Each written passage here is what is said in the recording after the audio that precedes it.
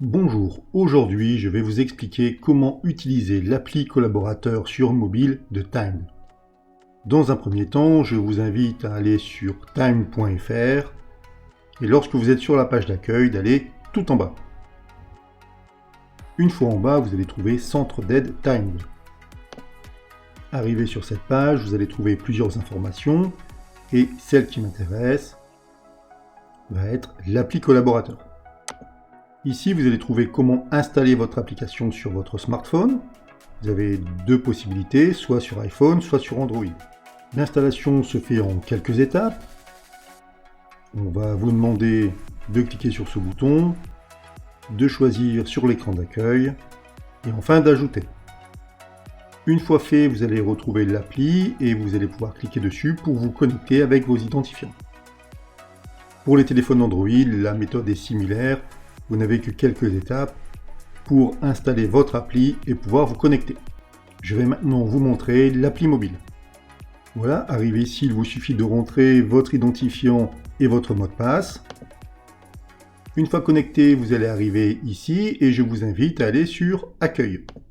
Ici, vous allez retrouver différentes informations, notamment des notifications, je vais y revenir un peu plus tard. Vous avez votre planning du jour, vous pouvez faire défiler pour voir les jours qui suivent. Ici, vous pouvez avoir au maximum 4 boutons, cela dépend de ce que votre centre mettra à votre disposition. Vous pourriez avoir un compteur de temps. Lorsque j'arrive ici, je vois mon compteur de temps, ici il est négatif. Vous pourriez avoir un tableau des absences. On vous indique ici qu'il est préférable de mettre votre téléphone à l'horizontale afin de mieux voir le tableau des absences. Vous pouvez choisir une période et ensuite voir. Vous avez ici le tableau des absences de vos collègues, ce qui peut vous aider à positionner vos propres congés. Vous pourriez avoir accès à un trombinoscope. Cela vous permet de voir à quoi ressemblent vos collègues.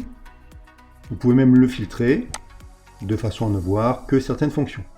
Si la direction a mis à votre disposition documents, vous pourriez avoir ici accès à certains documents, comme par exemple ici, le contrat de travail.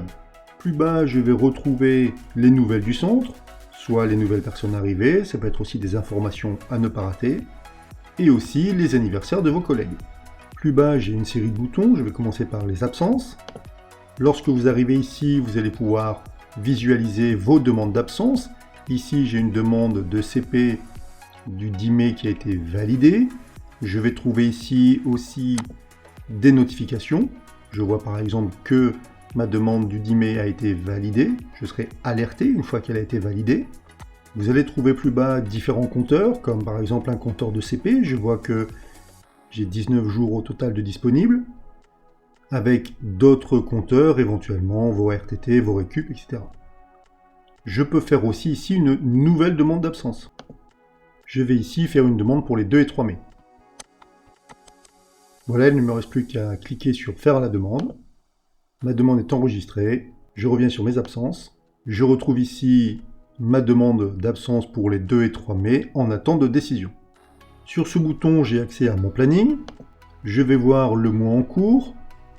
Les points rouges indiquent que je travaille. Je peux cliquer dessus pour avoir le détail de ma journée. Je peux faire défiler. Je peux aussi avoir accès au planning global afin de voir qui travaille avec moi. Je peux aussi filtrer.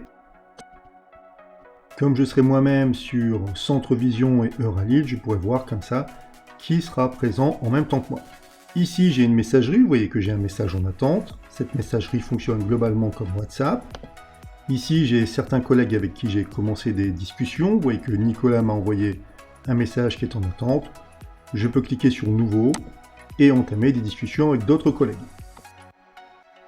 Enfin, l'onglet Profil. Je vais pouvoir ici afficher mon code PIN de pointeuse si jamais je l'ai oublié et si votre centre a mis en place la pointeuse. Je vais pouvoir aussi modifier mes coordonnées personnelles. Je peux aussi, si je le souhaite, modifier mon mot de passe. Et c'est ici aussi que vous allez pouvoir vous déconnecter. Voilà, c'est tout pour aujourd'hui. Je vous dis à bientôt.